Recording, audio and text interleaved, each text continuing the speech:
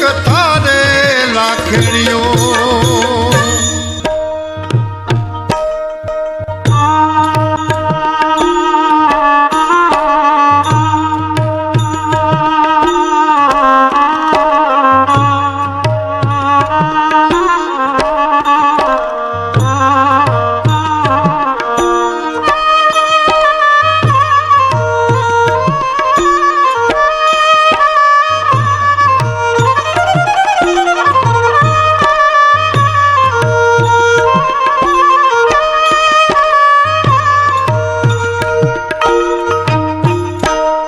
આટવાલા મોટા ભૂપ ને આંગણ વણ તેડાનો જાજ આટવાલા મોટા ભૂપ ને આંગણ વણ તેડાનો જાય લાખ રૂપિયા કોઈ વિચારણ લાજે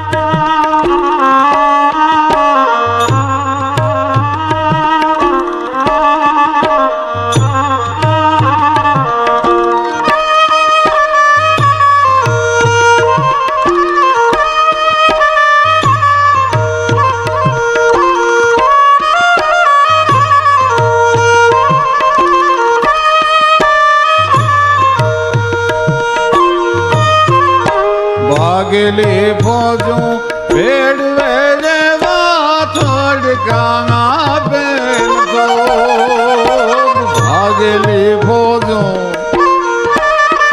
એ ભેડવે રેવા થોડકાના બેન તો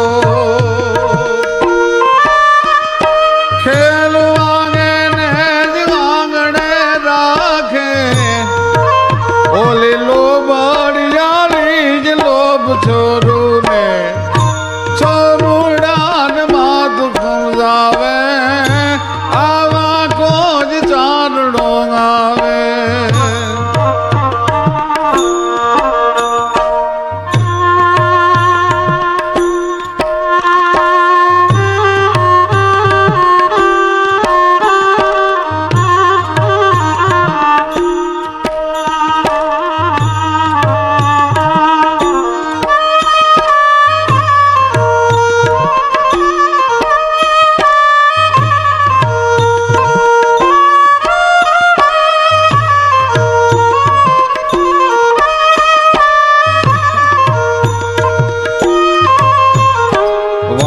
રૂપી મારા દૂધડા કેરી ઝીલ જો ધોલી ધાર વાણી રૂપી મારા દૂધડા કેરી ઝીલ જો ધોલી ધાર તો નાગબાઈ જેવી જ ધીડિયું બેટા નાગમાઈ જેવી જ ધીડિયું બેટા ઈશ્વર ના અવતાર છોરું ને છોરુડાન માત સમજાવે આવા કોજ ચારણો આવે છોરુડાન માત સમજાવે આવા કોજ ચારણો આવે છોરું ને માત સમજાવે હવે આવા કોઈ ચારણો આવે મરડા વાળા પૂજ્ય ભગવતી છેલ્લા જોગમાં આ સોનબાઈ માં એમ કહેતા કે ચારણ કેવો હોય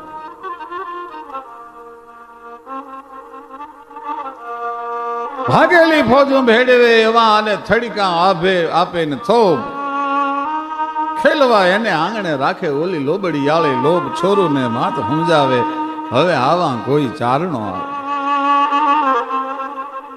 ચારણો ને આ સોનભાઈ માં એમ કીધું કે વાણી રૂપી મારા દૂધડા કેરી ઝીલજો ધોળી ધાર તો નાગબાઈ જેવી ધીળિયું ઘરો ઘર અને બેટા ઈશ્વરના અવતાર છોરું ને માત સમજાવે હવે આવા કોઈ ચારણો આવે. કેવા કેવા ચારણો, કેવી ભગવતીઓ આ કુળમાં જન્મી. 9 લાખ લોબડી આવી, ઉગતા સૂરજને થંભાવી દે,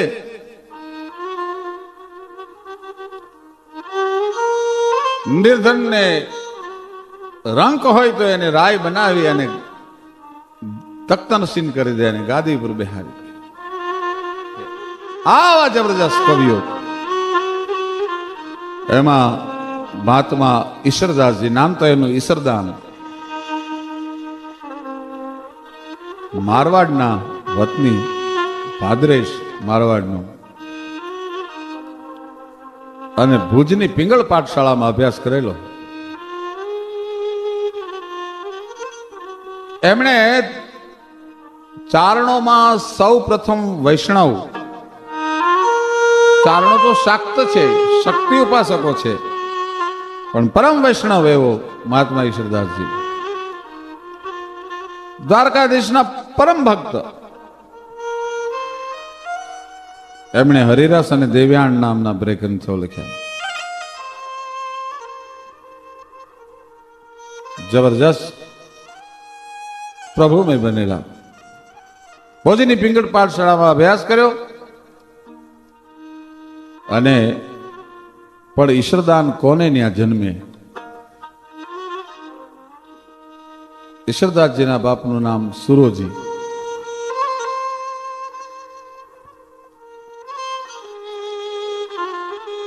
સુરોજીની છેલ્લી અવસ્થા, દ્રગ દ્રગ નહીં તેજ દેગ જબ ડગ મગ પગ પગ મગ મગ ગલગ ભરમ ચગ ચગ મુખ દાંત બચન જબ ફગ ફગ જમંગાનુચાર લગભગ જગરમ તલ તલ की खबर ले तो हरि भूतल जल सत पंत जन्म सुधरा झटपट मन चैत कपट दज खटपट अनकाल नपट सिर झपट करा द्रग द्रग नहीं तेज देग जब डग मग पग पग मग मग अलग परम चग चग मुख दांत बचन जब फग फग अन जमंगानुचार लगभग जगरम. ઈશ્વરાજી ના છેલ્લા શ્વાસ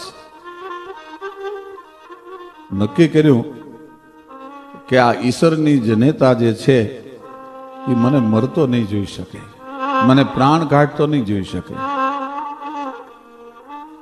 એટલે પોતાના પત્નીને બોલાવીને કીધું કે હા ભીડું કે શું કે તમે ગાય દોયાવો ને મને ગાયનું દૂધ પીવાની ઈચ્છા થઈ છે. ખોળિયામાંથી પ્રાણ નીકળી ગયા પછી તો કોને ખબર શું થવાનું છે, પણ મને મરતો નહીં જોઈ શકે. એટલે ઈશ્વરદાનના માતુશ્રી ઈ ગાય દોવા માટે ગયા અને આયા સુરા બારટનો પ્રાણ પંખીર ઉડી ગયો. બ્રહ્મ મુનિ કહે દેહ પરી તબ પંખી ગયો કહા બોલન હારો. ખોળિયામાંથી પ્રાણ પંખીર ઉડી ગયો. આવીને જોયું, દૂધની ત્રાળી લઈને આવ્યા હાકર નાખીને, પણ ત્યાં તો નિશ્ચેતન દેહ પડ્યો છે. હાથમાંથી ત્રાળીનો ઘા થઈ ગયો અને હા દેવ એટલો મોટામાંથી શબ્દ નીકળ્યો અને ત્યાં ઈશ્વરદાસજીની જનેતાના ખોળિયામાંથી પ્રાણ નીકળી ગયો.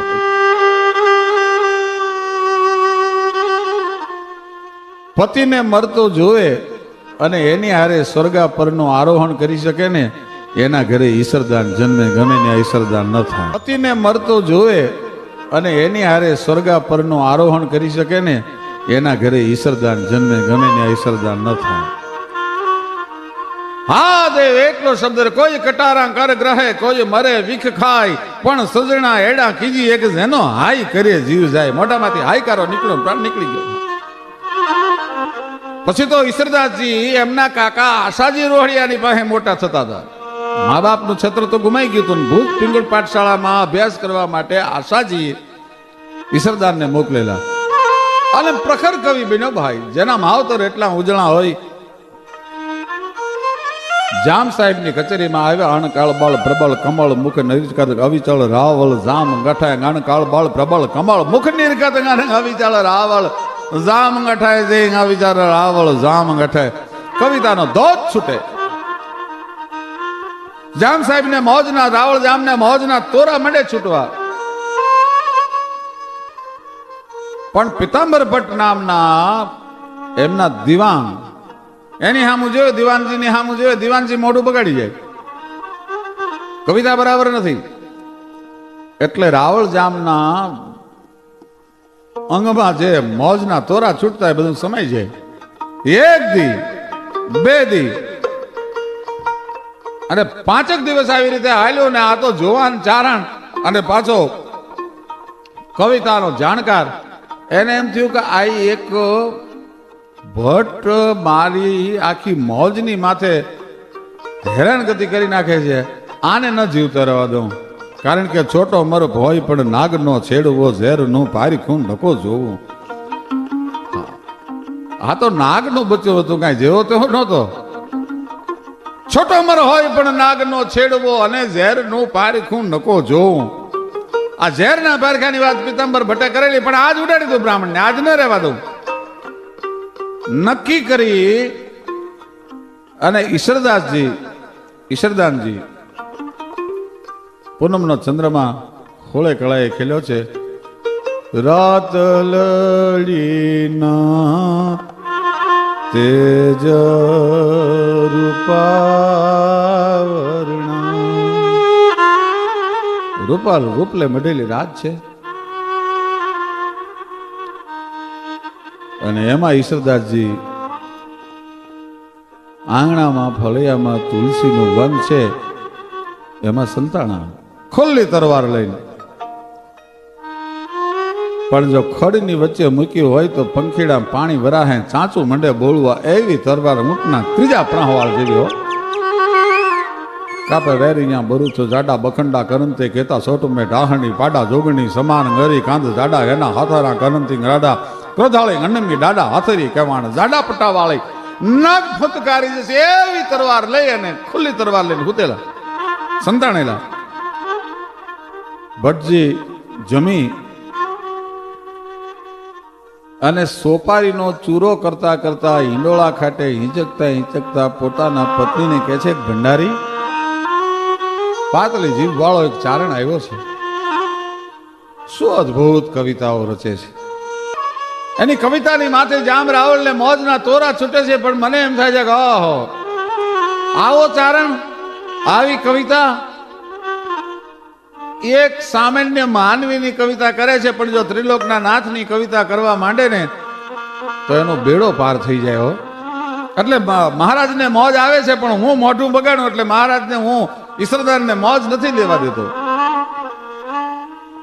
અને જે તરવાર ક્રોધમાં સમસમી ઈશ્વરદાન આવ્યો તો એ જ તરવાર ત્યાંથી લીધી ભાઈ અને ઉપાડી અને હિંડોળા ખાટે હિંચકતા પિતાંબર ભટ્ટના પગમાં મૂકી દીધી. લાગા મેં પહેલો લલી પિતાંબર ગુરુ પાય ભાઈ મહારસ ભાગવત પયા ઝીણ પસાય.